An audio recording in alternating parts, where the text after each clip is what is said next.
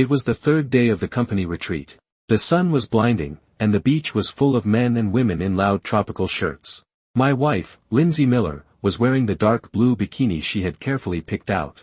She stood in the shallows, the water just above her knees. "Tom, come in." Lindsay waved at me. I walked toward the ocean. I had been invited as a +1. Lindsay is an executive at a financial firm in Manhattan. I'm a practical, down-to-earth structural engineer. From the outside, our marriage looked as calm as this beach, or at least that's what I believed 5 minutes ago. About a dozen of her coworkers were messing around in deeper water. The most noticeable among them was Chris Walker, one of Lindsay's subordinates. Chris was young and athletic, with that sun-browned, California boy look.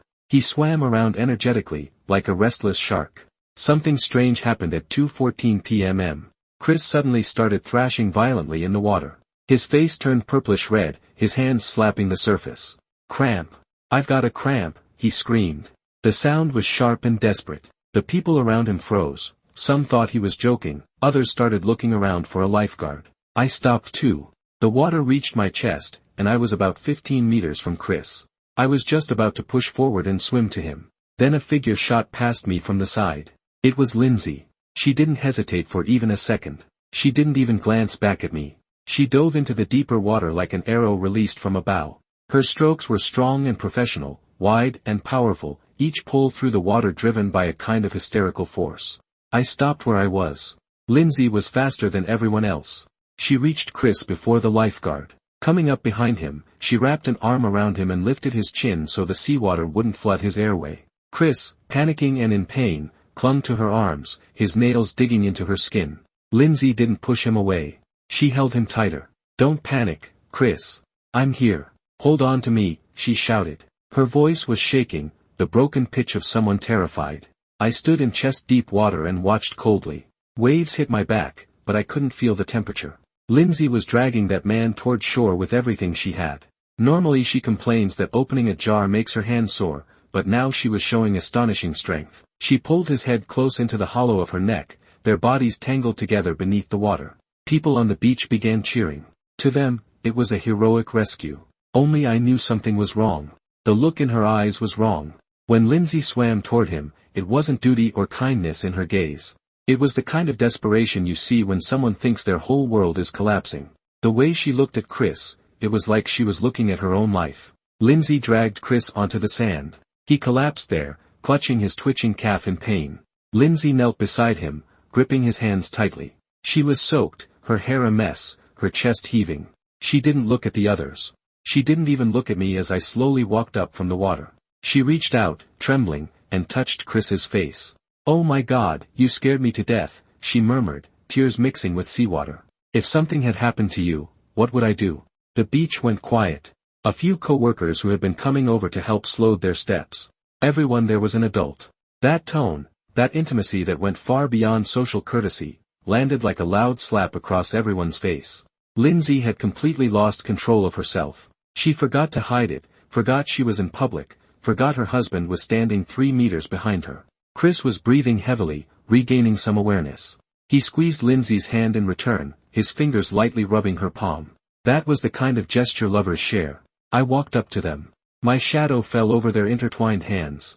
Lindsay finally looked up. She saw my shoes first, then slowly raised her gaze until our eyes met. The color drained from her face instantly. She realized what had happened. The hand she was holding Chris with jerked away as if shocked, but it was already too late. "Tom," she said, her voice dry. Chris sat up awkwardly, avoiding my eyes. "Take him to the medical station," I said to the coworkers beside him.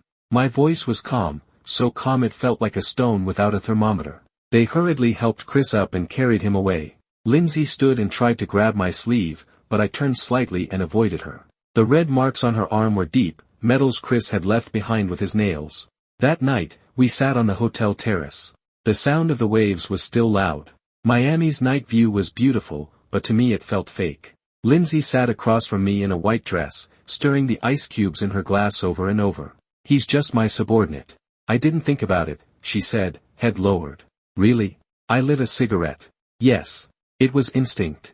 If any coworker had been drowning, I would have rushed over," she said, trying to patch a hole far too big to fix. I exhaled a ring of smoke and looked into her eyes. There were over a dozen people in that water. I was in it too, I said quietly. When Chris shouted the first time, the closest person to him was David. Before David even reacted, you had already swum 5 meters. Her eyelashes trembled. You didn't even look at me, I added. Tom, I swear, don't swear, Lindsay, I cut her off. I just want to ask you one thing. When he shouted, why were you the first one to go? Lindsay fell silent. Her silence was deafening. She couldn't answer. Because instinct doesn't lie. In that moment, deep in her subconscious, that man's life mattered more than anything else, more than her reputation, more than social boundaries, even more than the presence of her husband. I stood up and crushed the cigarette into the ashtray. You don't need to save that life preserver for me, I said. I walked into the room and started packing my suitcase. I knew Lindsay was still sitting on the terrace. I also knew that from the moment she swam toward another man, the ocean between us had already frozen solid. Some things, once they surface from beneath the water, can never be hidden again. I booked a flight back to New York on the spot. In the taxi to the airport, I received a message from Lindsay.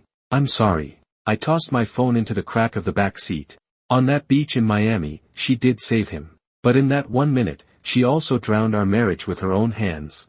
Outside the window, Florida's palm trees rushed past. I thought about the way she had swum, so desperate, so determined. She really did love him. In a strange way, that meant the trip wasn't a complete loss. At least I no longer had to guess about those late-night excuses or pretend not to notice the names lighting up her phone. The truth was like the seawater that day. Bitter, but perfectly clear. I'll handle the divorce papers. The Manhattan apartment will go to me, the vacation house in the suburbs can be hers. She deserves that much. After all, she's so good at running through water, living by a lake out there should suit her just fine. As for Chris, I wish them happiness. When you're drowning and a woman swims toward you without hesitation, that's a rare kind of luck. Too bad that luck came at the cost of my dignity. And I'm done paying for it.